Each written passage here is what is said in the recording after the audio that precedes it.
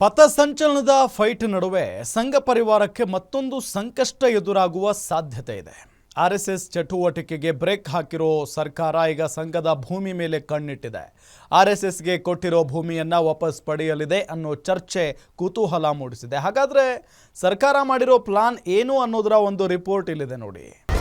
RSS ಭೂಮಿ ಮೇಲೆ ಕಣ್ಣು, ಏನಿದು ಮಹತ್ವದ ನಿರ್ಧಾರ? ಸಂಘ ಪರಿವಾರಕ್ಕೆ ಮತ್ತೊಂದು ಶಾಕ್ ಕೊಡುತ್ತಾ ಸರ್ಕಾರ?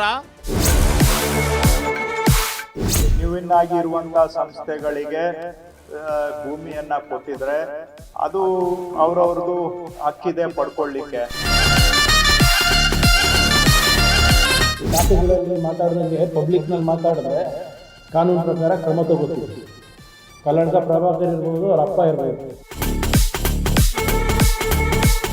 ಆರ್ಎಸ್ಎಸ್ ಹಾಗೂ ಸರ್ಕಾರದ ನಡುವೆ ಇರುವ ಜಟಾಪಟಿ ಸದ್ಯಕ್ಕೆ ನಿಲ್ಲುವ ಹಾಗೆ ಕಾಣ್ತಿಲ್ಲ. ಆರ್ಎಸ್ಎಸ್ ಸೇರಿದಂತೆ ಸಂಘ ಸಂಸ್ಥೆಗಳು ಸಾರ್ವಜನಿಕ ಸ್ಥಳಗಳಲ್ಲಿ ಚಟುವಟಿಕೆ ನಡೆಸಲು ಪೂರ್ವಾನುಮತಿ ಕಡ್ಡಾಯ ಎಂದು ಸರ್ಕಾರ ಆದೇಶ ಮಾಡಿದೆ. ಇದರ ವಿರುದ್ಧ ಸಂಘ ಪರಿವಾರದ ಆಕ್ರೋಶದ ಕಹಳೆ ಮೊಳಗುತ್ತಲೇ ಇದೆ. ಇದರ ನಡುವೆ ಆರ್ಎಸ್ಎಸ್ಗೆ ಸರ್ಕಾರ ಮತ್ತೊಂದು ಶಾಕ್ ನೀಡಲು ಮುಂದಾಗ್ತಿದೆ ಎನ್ನಲಾಗಿದೆ. ಆರ್ಎಸ್ಎಸ್ಗೆ ಸರ್ಕಾರದಿಂದ ಮಂಜೂರಾಗಿರುವ ಜಮೀನು ಹಾಗೂ ಅದರ ಬಳಕೆ ಬಗ್ಗೆ ಆಡಿಟ್ ನಡೆಸಲು ಗಂಭೀರ ಚರ್ಚೆ ಶುರುವಾಗಿದೆ.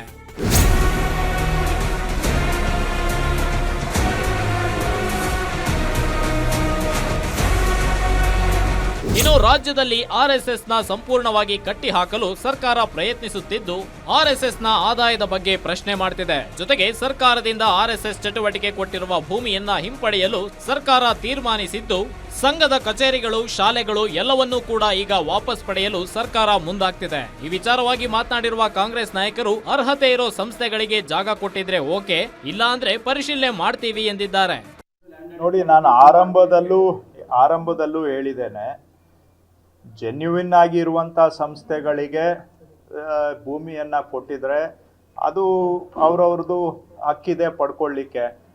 ಆದರೆ ಅವುಗಳ ಹೆಸರಿನಲ್ಲಿ ಅನಗತ್ಯವಾಗಿ ಜಮೀನುಗಳನ್ನ ಪಡ್ಕೊಂಡಿದ್ರೆ ಮತ್ತು ಯಾವ್ದ್ಯಾವುದೋ ಅರ್ಹ ಇಲ್ಲದೆ ಸಂಸ್ಥೆಗಳಿಗೆ ಜಮೀನನ್ನ ಕೊಟ್ಟಿದ್ರೆ ಅಂತದನ್ನ ನಾವು ರೀಕನ್ಸಿಡರ್ ಮಾಡ್ತೇವೆ ಅಂತ ನಾನು ಆರಂಭದಲ್ಲೂ ಹೇಳಿದ್ದೇನೆ. ಇವತ್ತಿಗೂ ನಂದು ಸ್ಟ್ಯಾಂಡ್ ಅಷ್ಟೇ ಇದೆ. ಇದಲ್ಲದೆ ಪ್ರಚೋದನಾತ್ಮಕ ಹೇಳಿಕೆ ಕೊಡ್ತಿರೋರಿಗೂ ಸರ್ಕಾರ ಶಾಕ್ ಮೇಲೆ ಶಾಕ್ ಕೊಡ್ತಿದೆ. ಕೋಮು ದ್ವೇಷ, ಮಹಿಳೆಯರ ಘನತೆಗೆ ಧಕ್ಕೆ ತರುವ ಪ್ರಚೋದನಾಕಾರಿ ಭಾಷಣ ಮಾಡಿದ ಆರೋಪ ಹಿನ್ನೆಲೆ ಕಲ್ಲಡ್ಕ ಭಟ್ ವಿರುದ್ಧ ಎಫ್ಐಆರ್ ದಾಖಲಾಗಿದೆ. ಜೊತೆಗೆ ನವೆಂಬರ್ 2ರಂದು ನಾವು ಪಥಸಂಚಲನ ಮಾಡೇ ಮಾಡ್ತೇವೆ ಎಂದ ಆರ್ಎಸ್ಎಸ್ ಮುಖಂಡನಿಗೆ ಸಚಿವ ಪ್ರಿಯಾಂಕ್ ಖರ್ಗೆ ಖಡಕ್ ಕೌಂಟರ್ ನೀಡಿದ್ದಾರೆ. ಕಾನೂನು ಎಲ್ಲರಿಗೂ ಒಂದೇ, ಸಂವಿಧಾನಕ್ಕಿಂತ ಕಲ್ಲಡ್ಕ ದೊಡ್ಡವರ ಅಂತ ಗುಡುಗಿದ್ದಾರೆ. ಇಂಥ ಪ್ರಚೋದನಾಕಾರಿ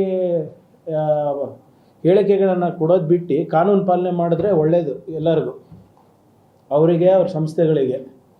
ಸುಮ್ಮನೆ ಬಾಯಿಗೆ ಬಂದಂಗೆ ಮಾತಾಡೋಕ್ಕಾಗಲ್ಲ. ಶಾಖೆಗಳಲ್ಲಿ ಮಾತಾಡ್ದಂಗೆ ಪಬ್ಲಿಕ್ನಲ್ಲಿ ಮಾತಾಡಿದ್ರೆ ಕಾನೂನು ಪ್ರಕಾರ ಕ್ರಮ ತಗೋತೀವಿ. ಕಲ್ಲಡ್ಕ ಪ್ರಭಾಕರ್ ಇರ್ಬೋದು, ಅವ್ರ ಅಪ್ಪ ಇರ್ಬೋದು.